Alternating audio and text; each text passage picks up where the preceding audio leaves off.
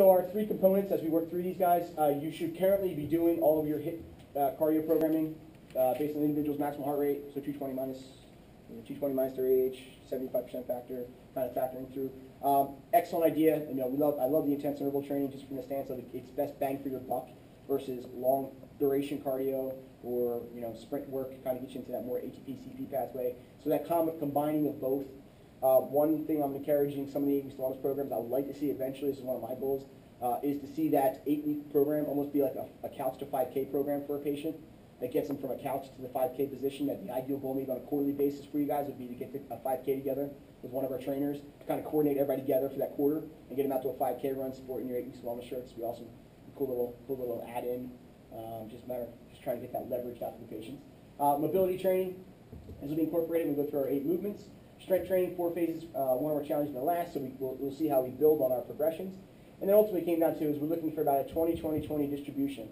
So when a patient comes back, we're looking to have them do 20 minutes of some sort of interval-based cardio, 20 minutes of mobility and stability, and 20 minutes of strength training.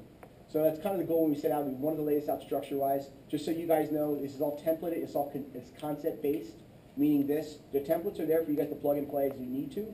The concepts are there for you to also plug and play as you need to. So in other words, we're laying out the groundwork, we're kind of hanging the skeleton work.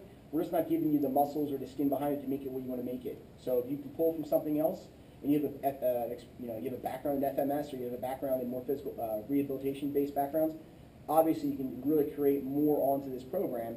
But this is at least a template to put out with you guys that creates that framework to be built upon. And I'll tell you right now, there's a renaissance in movement going on. There's a renaissance in functional fitness, whether it's in training, PTs, or chiropractic, that every day things are changing. The advent of the internet, knowledge bases are just blooming, incredibly fast rates. Just for me on my Facebook list alone, I'm communicating between Charlie Weingroff, fantastic DP, PT, Kelly Starrett, another DP, Craig Liebenson, chiropractic. I'm communicating with them almost daily sometimes through Facebook. And the cool part about it is, guys, when we were studying back in school, we were getting a textbook that was already written 5 years ago, maybe 7 years ago.